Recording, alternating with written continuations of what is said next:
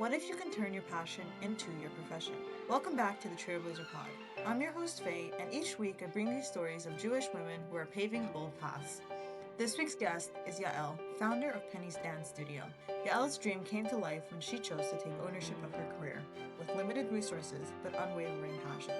In this episode, she shares the values that shaped her, the courage it took to forge her own way, and the joy she's found in building a community rooted in movement and legacy. Let's dive in. How was the event last night?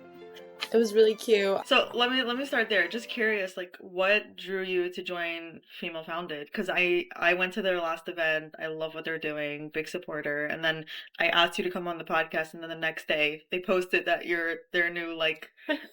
I'm like, this is a small world. So how did Yeah, that it is a happen? small world. Well, I know Hannah and Rosie and everyone, and over Sukkot, Hannah reached out to me. Because Devore moved back to Chicago, I think. Yeah. And they just needed like another person on the team, like a fresh perspective. So I just thought about it, and although it takes a lot of time, it is Yeah. something I'm also really passionate about. So I decided to join and help them out. I think it's really cool, and we'll talk a little bit about all the stuff you're doing and like how you balance it all a little bit later. Because when I looked at, so I did all the research, and then I looked at your website, and you're 23. I'm like, oh my gosh, this girl's 23 and she's doing all this stuff already. I didn't realize you were that young. So Yeah, I'm kudos to 22. you. It's Thank amazing. you. Yeah. So Appreciate of course we'll that. talk about that. Okay, so I want to start from the very beginning. I read that you grew up in Los Angeles, right? So talk to me about like growing up there and also what you were like as like a little kid. So I didn't grow up in LA fully, actually. I was Oh, actually born in Montreal. So okay, cool. my family moved to LA when I was 7. My mom's originally from California, so she wanted to bring us all there. But as a kid, I feel like I was like almost the same. Like I love dance, I love nature. I was like a very creative and imaginative kid. I remember, like, my family called me like the butterfly. Wait, I have a butterfly Oh, necklace. that's Yeah. so cute. Because I would like dance around the house, just like in my own world. And I'm always like about doing things. So they call me the butterfly, which was That's cute. amazing. Yeah. So I think I was just like very like free Yeah. kid. Like I loved dance. I loved music. I loved anything that was like creative and fun. Wow. Sounds like they like nurtured that from, from them calling you a butterfly. It's like a positive thing instead of like trying to be like, let's be a little bit more serious. Were your parents or siblings? Do you have siblings? Yes, I have 10 siblings. Okay, you have siblings. I Where do have you fall siblings. into that? I'm 7. Wow. Yeah. Okay. Yeah. And are your siblings also like super creative, free-spirited, or is it like a you thing? Um, my younger sister she's very much like a mini me. I feel like it depends. Most people are not. Everyone is like creative in their own way, if that makes Yeah. sense. Yeah. I I mean, when you definitely, have such a big family, you have, I feel like, all kinds, right? yeah, we have all kinds. Yeah. Wow. Okay. In a good way. So, yeah. So, obviously, Jewish podcast for Jewish women. So, how did Judaism play a role in your life growing up? So such a good question. Well, I grew up like I was born like into a frum family, but my parents are Baal Tshuva. I'm actually also Chabad, so my parents became religious through like Chabad and like a few Mm, other like Rabbanim, but we like always went to Chabad school and Chabad shows growing up. But we're very like open, like we're not like yeah. just Chabad. Like we like to we're very open. Sometimes we'll Yeah. daven at different shows, Being Jewish and like growing up in a from home, like I feel like it definitely like provided me with like values that are like they're very irreplaceable. Like Mm, skills that are like irreplaceable, like just yeah. like values, like how you treat other people, relationship with God and how that like affects like life. I feel like all those things really just like it played a Yeah. part in who I am today, for sure. Yeah. It creates this foundation that's like everything you do is based off that, like you build on top of that. So I get what you're saying. Yeah. Were your parents, did they become Balchuvas like before they had all the kids? Yes. Okay, okay. Yeah. Interesting. Okay.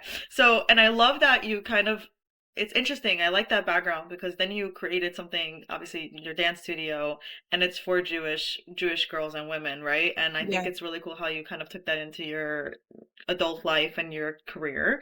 But we'll pause there because I want to ask you a couple more questions. Talk to me Right. about, we're talking about dance, we're talking about all these creative things. Yeah. You rode horses as a kid? Yes, I Oh, rode okay. when I was like a little older. Yeah. Okay, same. So all these things are very much Mhm. things that allow you to basically just be very, like you were saying, free. What did that do for you as a little girl? Well, it's funny because I really only started these things like when I was older. Like I drew, like I was like I also like to like draw and like paint, like Wow, things that so I you could got do. everything. I have done a lot of stuff. Yes, I'm Yeah. very grateful. Wow. It was always such a good outlet for me. Being able to go to dance like once or twice a week, it was my favorite part of the week, you know? It was like my like little escape and it gave me so much confidence and I feel like I wanted to maybe wouldn't have had that without Mhm. dance. And then like with like my other hobbies that I did, I feel like it genuinely just made me so happy. And for some reason, hobbies, I guess, like aren't, I don't know, like in the Chabad from community, they're not like so common. I Right. feel like, Yeah. yeah. So like it also like kind of made me feel like confident in who I am in a unique way. Like Yeah. I didn't like, especially like in high school, like I feel like, which is when I was writing, definitely gave me something to feel like Yeah. special, like especially like when you're in high school, like you kind of feel like For lost. sure. Yeah. Yeah. I really relate to that. Like for me it was also writing. Actually, I did dance as a little girl, but then as I got older in my teenage years, it was writing, writing, writing, and it always felt like I had this safe place that was just for me. You can ignore all the noise, everything Yeah. going on in your teenage life, all the drama between ninth graders, Literally. you know, and like you have this like space that's just you and no one can take that away Yeah. from you. So I relate to that a lot. When you were like Mhm. 18, 19, what did you envision for your life? Like what did you want to Oh my gosh. I don't, I do? had so many visions for my life. Like, and I still think like I'm in that stage of like, Oh, I love that. no, I don't feel like I'm like, this is my life and that's it. I love that. Yes. I think when I was like 18, like graduating high school, like I was very confused. I didn't know like if I wanted to go to college, where I wanted to go after seminary. I was interested in a lot of fields and like, felt like I was being pulled like in so many Mm, directions and like when you're that young, you have people telling you what to do, giving you advice like, "Oh, you should be a psychologist, you should right. be a doctor." You know, like Yeah. all these people telling you, giving you advice, and it's like coming from a good place. They want to help you, they want to see you be successful, but it's like really hard to find like your own voice and like your own path. So it is something I did struggle with with my college specifically. Like I had a lot of the funny road with college, but yeah, after seminary, I was working in a real estate company in LA and I was really not happy. You know, it did give me really good work experience. Like I will say that. Like it really was like a good entry level job. And after that, I went to, I wanted to go back to Israel actually, Mhm. but it didn't work out. There wasn't really like a good program that like was really calling my name. So I went to New York for a few weeks just to visit with a friend. And it's like, oh my God, like I want to move here. So Oh. I moved in with a friend for like a few months and then I went home for the summer and I was very unsure if I wanted to go back. I was going back and forth. I was like, you know what? I'll go back after Sukkot. I'll just like take this break at home. I'll go back after Sukkot and I'll find a job. But I never found a job. So someone posted for like a dance teacher job and they weren't going to pay a lot. I always had this vision to start my own studio and I would always tell people like one day I'm going to start my own studio. So that was kind of the push Mhm. to open it up. I was in LA. I was like, you know what? I'm leaving in a few weeks. No one's hiring me. I'll just find my own Yeah. path. So I started advertising classes. I made like a website. On my laptop was like broke. I was still in LA. Like I wasn't even in Crown Heights. I had like my friends view like few spaces and I ended up renting this place that had mirrors already. So it was like easy for me to Mm, just pop in and like start teaching. I wow. literally landed Sunday morning after Sukkot and I had ballet bars that were delivered to my apartment. So I Ubered them to the studio and then I set them up and started teaching like that day. So Wow. yeah. Okay, first of all, it's so cool that you were brave enough to do that. People think that they have to go into college knowing exactly what they want to do because so many people make it seem like that. How do you know that at 18? Not everyone does, right? That really doesn't matter. Everyone figures it out at the end of the day. But you took it one step further. You're like, hey, nobody's giving me a job. Nobody's telling me what I can and can't do. I'm just gonna make my own life. And that's something that I think takes people years to learn. So that's amazing that you did that at such a young age. What gave you the courage? Oh my gosh, I don't know. I think I was thinking about this a few weeks ago because like people always tell me that you're so brave like for doing Yeah. it. I was like, I did not feel brave in the moment. You know, there's some things where you're like, wow, that took a lot of I Yeah. had to overcome like a lot of fear to do that. I did not have Really? to do that for this. And I think someone said something and I was like, oh my God, I kind of really I think I was so young and I wasn't really thinking through what it could affect for my future, you know, my life. And I was just, let's Yeah. just try it. Like, you Yeah, know, you like had like nothing to lose type of thing. type of thing. Yeah. Like I Okay. wasn't really like now, if I know like what it takes to run a business, I'm like, Right. you know, like I would kind of make like a more informed 100%. decision. But back then I was, Yeah, I you know, totally get that. Sometimes now, I'm 29 now. Sometimes I'm yeah, like, what would little Faye do? It's almost like this like really cool, you're so naive that it allows you to be so much braver. So I get that. So you opened this dance studio and now you talk about how it was created in honor of your grandmother, Penny, right? yeah. Is what they called her. Can you share a little bit about her story and why a dance studio was a way of honoring her? Yeah, so she was an amazing person. I think about her like every day. We were really close to her. And when I was in high school, she passed away, and it was like kind of unexpected. And at that time, I wasn't like, oh, I'm going to open up a studio to honor her. It kind of just, when I did open up the studio, I was like, I want to name it in her honor because I think she is the embodiment of the values of the studio. Just to give like a little background on her, she grew up in Winnipeg and she Mm. also like was similar to me. She was a dancer. She was a ballet dancer and she Oh. used to tell me stories of dance and all back to the old days and like she traveled like from Winnipeg to Montreal just to like take classes. Like she had no Wow. access to dance. Like she really had to travel. And like back then it wasn't easy. You had to work to pay for the travel and the classes. She was so dedicated. I think naming it after her was the least I can do to honor her memory. She was such a kind and loving person. She would have like tzedakah bags every time she would leave the house. Basically, what she did was she would put like a granola bar, water, and like $1 in the bags. Oh And my like she would gosh. always make sure to have like at least 3 bags in the car every time she left the That's house. that's amazing. Like, yeah, I know. Like every time, just to Wow. like in case she drove by a homeless. They lived in the Bay Area, so there were a lot of homeless. Yes, oh my gosh, the Bay Area. And That's so special. So you were talking about the values of the studio. What are some of the values of the studio? so many. I think number one, treating everyone with love, no matter who they are, their background. I think like dance is a safe space for so many. And I really wanted the studio to have that no judgment. We don't care who you are. Just come dance and like have fun. Yeah. That's kind of like who she was. Like she would talk to anyone and everyone. She was so loving and warm and welcoming. Wow. So obviously your dance studio is specifically for young Jewish girls and Jewish women. I know now you're expanding to like I saw some cool things you did with moms, whatever. But it's Yeah. for Jewish people, right? Or Jewish females. So what does that mean to you? Why did you specifically choose your niche to be for Jewish? Um, I think I think the Jewish community has so much potential. And like, when I grew up, I went to a Jewish dance studio, and I am so grateful for that dance studio because it gave me my basic skills, but it wasn't enough. And this is not trying to put down like Right, right. any studios or programs, after school programs, like they really are amazing. But I really felt like the level just needed to be Mm. raised. And just like experiencing that for myself and then having to switch to like a non-Jewish studio when I was older, I always felt so uncomfortable.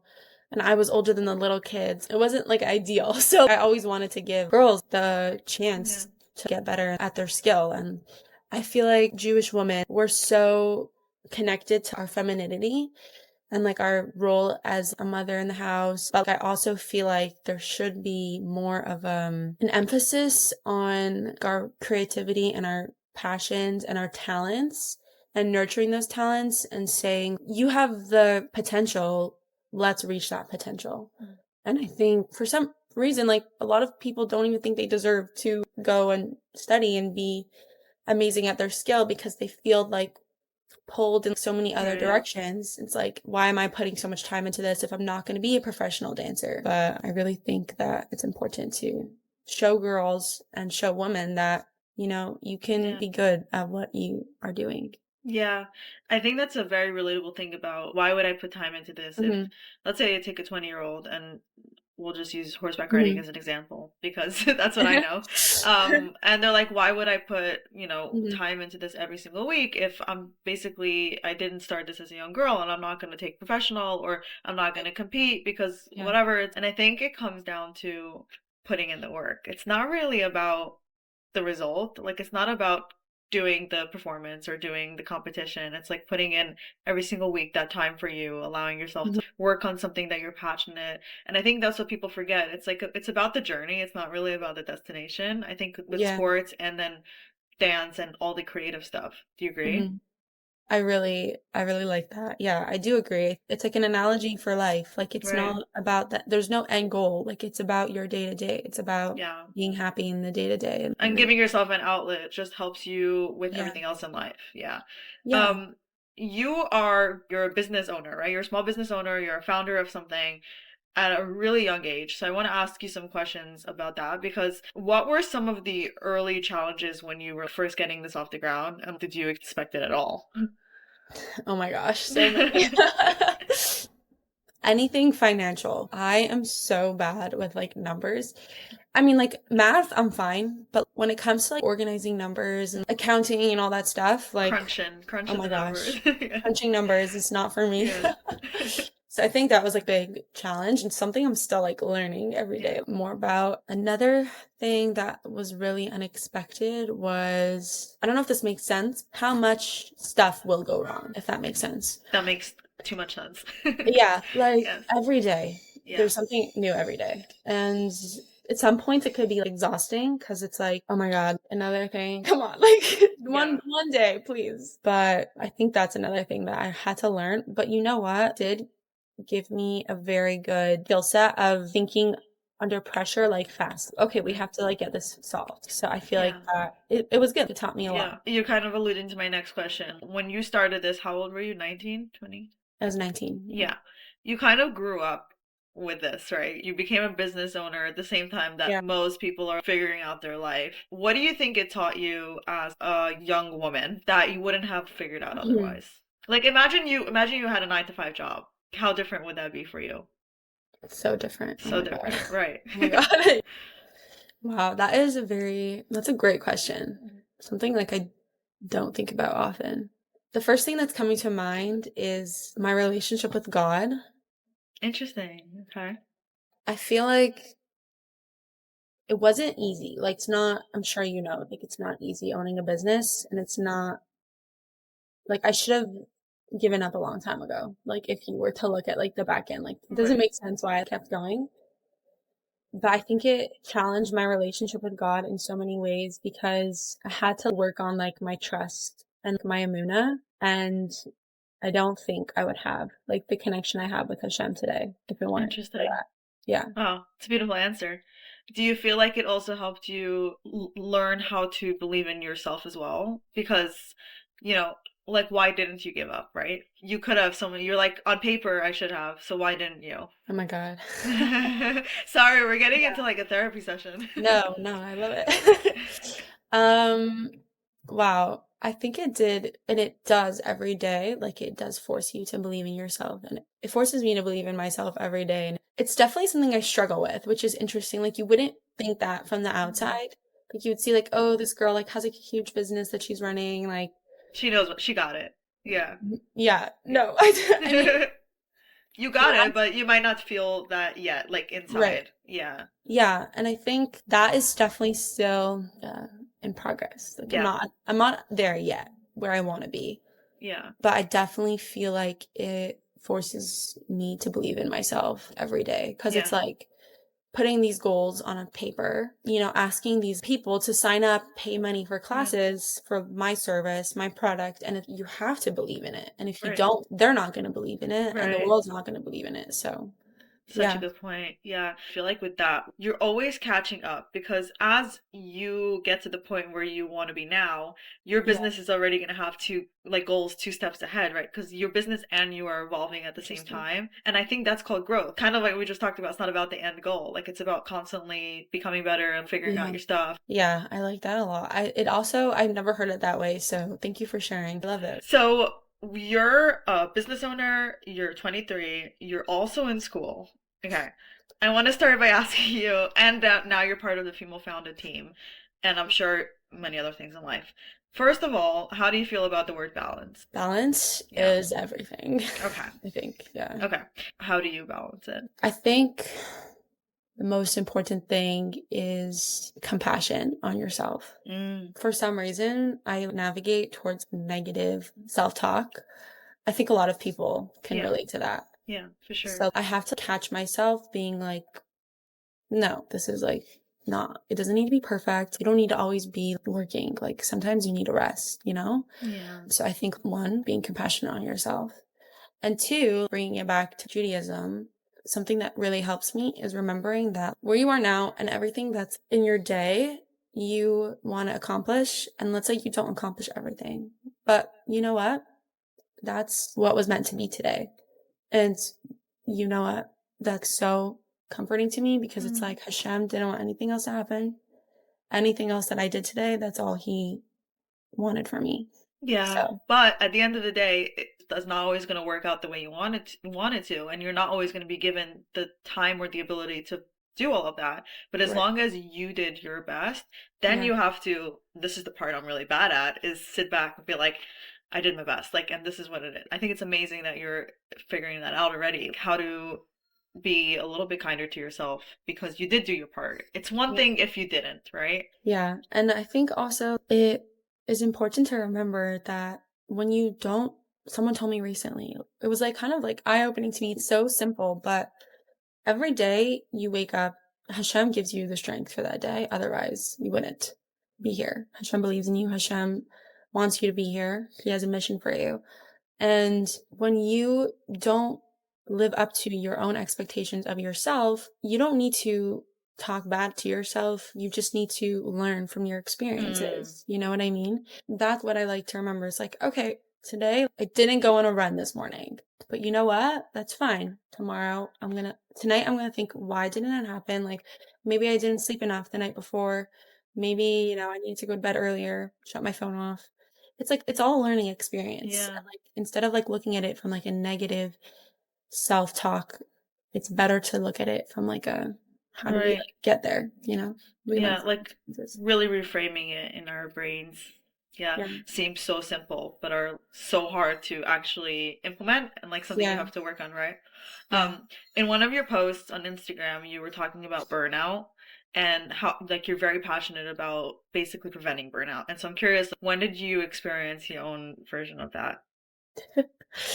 I think very recently. I've experienced like little burnouts, but like I've never experienced what I had this past summer.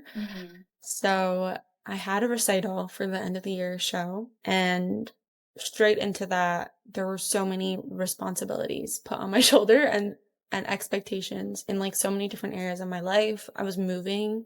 Personally, the studio was moving, the summer program was happening, plus I had to plan the next year's program, and I couldn't take a break. I had to move through it. Couldn't stop, because if I stopped, then I wouldn't accomplish what I needed to.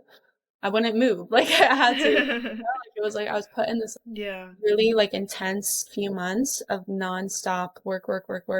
And that was like the most burnt out I've ever felt in my life. And I'm really passionate about preventing burnout because like I know what it feels like to be in like that space, and I don't want to be there ever again. Yeah. So how do you prevent it? What advice would you give to somebody that's on the brink of burnout? What can they do to prevent it? Well, in the moment, you have to take time for yourself. That's a must. Like you must literally, even watching TV. I know it sounds really bad, but like sometimes like that's like the most accessible thing. If that's what is going to turn your brain off, even if it's not the most healthy outlet, then do it. If you have a musical instrument you play, like journaling is amazing. Once I get into journaling, like I love it. Just do like a little hobby, 10, 15 minutes a day.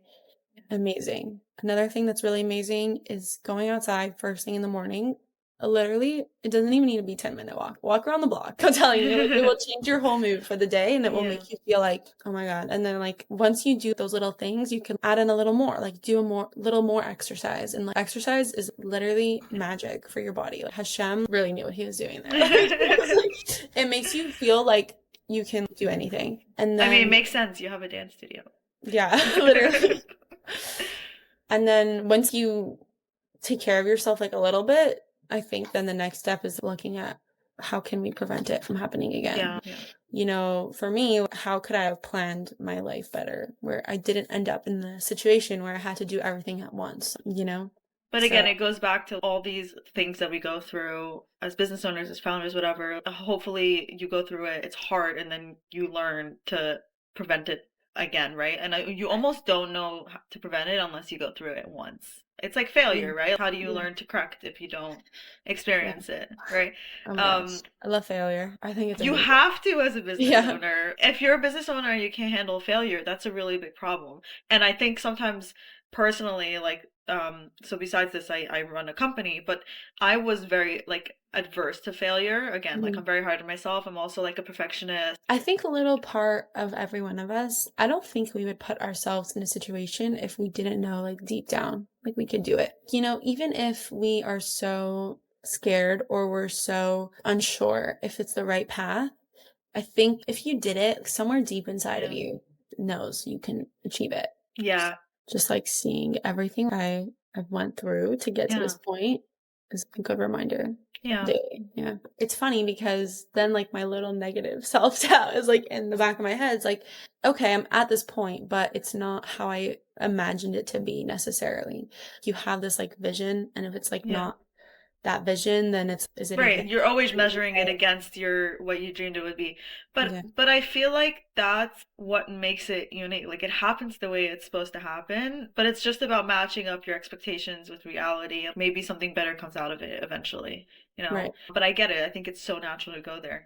I have a weird question for you. How do you feel about people saying, "Oh my gosh, you're so young. You did it at such a young age. It's amazing." Do you feel like, why does my age have to do with it, or are you proud of it? I still feel like, what does my age have to do with it? Okay. I don't know. Maybe it's because like I am only 23, so maybe in like a few years I'll be like, wow, I was so young. Yeah. Which I probably will be. Yeah. But it's just you're living it currently. So yeah, I get it. I'm living it currently. It is hard for people to be like, wow, you're so amazing. Yeah. I'm just Do you have a hard time accepting compliments? No, actually, I don't have a hard time accepting compliments, but I have a hard time putting myself in that like position of authority. That makes sense. Okay, yeah, I own a business, but like I'm learning about myself just as much as anyone else. You know, like I'm not like perfect. Doesn't mean like I'm any more special. I'm just me. Yeah, but I relate to that. But also being in a position of authority or someone that people look up to, it's actually way more special when the person itself is going through the same journey as you, because you're just so relatable. You touch so many more people when you're personable. And I think it's like special that you're feeling that when people look up to you. On that point, what advice would you give to young women who are wanting to start a business? I think I have a lot of advice. I love that. But my main few would be have a support system. I wouldn't have been able to get through my experiences without my support system. It could be anyone, family, friends, their spouse, like it could be anyone. I think also not being afraid to learn, if that makes sense. I feel like because for me, learning, I stayed away from it for like a little bit because I kind of just was like, oh, I'll learn through experience. But like I never, until recently, started reading about leadership or operations and things like that because I don't know. I don't know if I was like scared, but if I feel like I was like pushing it off. Like I kind of wish I'd done it sooner. But also, I feel like in early stages, you're almost in survival mode. You're like, I'm doing. And sometimes it takes time to be able to sit back and be like, okay, now I have the ability to read about it, you know? Yeah, that too, yeah. Something to remember is if there's someone out there who wants to start something and they don't have the backing, the money or the support from your family or anything, like you don't need to wait. I think just start. I think I didn't have money when I started. Like, I just, there are a lot of resources out there. So I think just start and embrace the failures. You're gonna have no shows. You're gonna have part of the process. Yeah. And nothing great comes overnight. It comes through hard work. Someone always tells me of the Elon Musk. He used to sleep in his I think it was Elon Musk. He used to sleep in his in his commercial space because he Mm, couldn't afford to pay for. Now he's like the richest man in the world. Like, I'm yes, not yeah. saying we all need to be the richest man in the world. I'm saying, That there's room to grow from there. yeah. Yeah, it's really important. I was thinking this morning. I don't know who said it, but it's that perfection is the enemy of progress, and I Yeah. love that because sometimes we think everything has to be at its peak. I have all the money. I created this. The product is perfect. If you're selling a product, and Mm-hmm. that's not how it works. Like you got to start from the imperfect version to get there, right? And I also think it's never perfect. Like we were talking about earlier, there's always Yeah, going to you're be, right. That's you never know. perfect. So Yeah, I love that. Just start. just start. First Yeah. step is the hardest. Just start. Yeah. Yeah, just start. And, the fact that you want to do that, it sets you apart. So Yeah. just believe in yourself. Patience, I think, is one of the biggest skills I learned from owning a business. Patience Yeah. is the hardest thing. It's so hard. It's And I think, so hard. yeah, patience can mean 2 months, it can mean 2 years. Yeah. You really have to stick it. My last piece of advice will be that it will be very humbling. Hmm. It will be a very humbling experience, and to just embrace that, Yeah. whatever that means for you. Yeah. Great Yeah. advice. So my last question is, what do you think your grandmother would think about what you've created? Trying to make me emotional over here. It's my job. I always think about talking to her about the studio. Oh my God, if I could just talk to her about everything. And she was she had such good advice. I know she would give me such good advice for Yeah. all my problems that I have. But I hope, I can't say oh, I think she's, proud, but I hope she's proud, and I hope she feels you know, she's remembered in this world. And so many people say her name pennies, pennies, pennies, and just it makes me happy. Her name is Yeah. being, can carry it out through this Yeah. world. It's living on. Yeah. Yeah. So, first of all, thank you so much for coming on here. But second of all, I think it's so special what you've created. It's one thing to start a business, another thing to start a business with a real purpose and a legacy behind it. I think having that really pushes you to continue. Because you keep going back to why did I create this? What is it doing for people? Yeah. I'm really grateful that you're here, and I'm so happy I got to meet you and talk to you and get to know you a little better. You're really inspiring. That's So so thank you so sweet. much. Thank you for having me on here.